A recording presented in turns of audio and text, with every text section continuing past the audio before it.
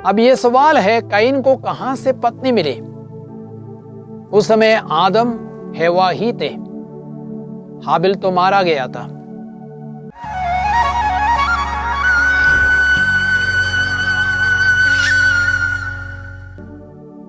Bible से सवाल एवं जवाब इस एपिसोड में मैं आप सबों का हार्दिक स्वागत करता हूं।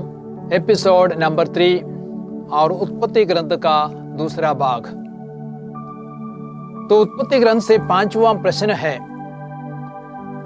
यदि आप देखेंगे उत्पत्ति ग्रंथ अध्याय 4 वाक्य संख्या 17, वहां पे हम देखते हैं कैन का अपनी पत्नी से संसर्ग हुआ, वह गर्भवती हुई और उसने हानो को जन्म दिया।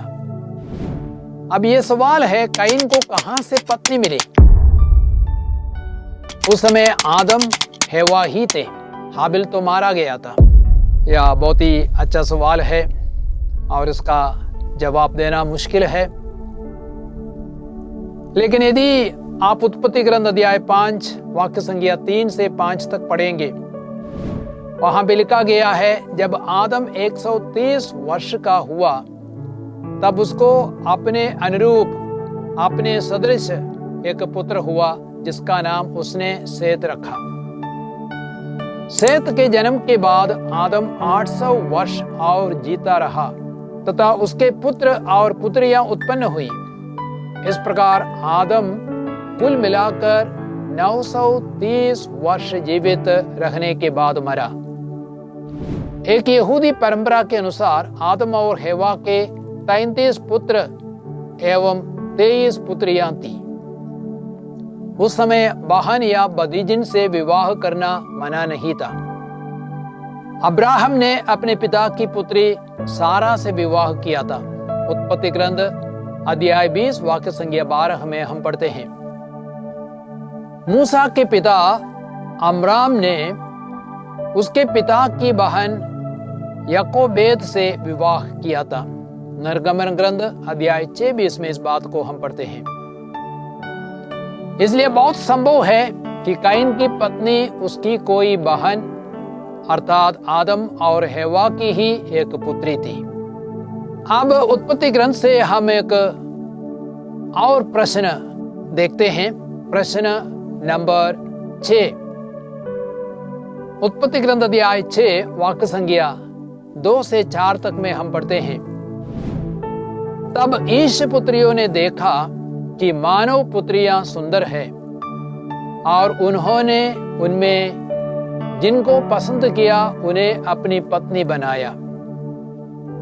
उस समय तथा उसके बाद भी जब ईश पुत्र मानव पुत्रियों से विवाह और उनसे संतान पैदा करते थे, तब पृथ्वी पर नपीलिम भी निवास करते थे। वे प्राचीन काल के शक्तिशाली और सुप्रसिद्ध वीर थे। अब सवाल यह है, ईश पुत्र कौन है? बहुत ही मुश्किल सवाल है और उत्तर में मैं आपको यह बताना चाहूंगा, क्रिस्तीय आचार्यों जैसे Justin Martin, Eusebius, Clement of Alexandria, origin का विश्वास था कि ईश पुत्र पतित स्वर्गदूत अथवा अपदूत है, जिन्होंने मानव पुत्रियों के साथ अप्राकृतिक संसर्ग किया। संत अगस्टिन के अनुसार ईश पुत्र सेत के वंशज है और मानव पुत्रियां कैन के वंश की है। अब हम उत्पत्ति ग्रंथ से 7वां प्रश्न को देखते हैं। उत्पत्ति ग्रंथ अध्याय 12 वाक्य संख्या 16 से 19 तक में लिखा गया है कि अब्राम अपनी सुरक्षा के लिए अपनी पत्नी के बारे में फिरौन से झूठ बोले।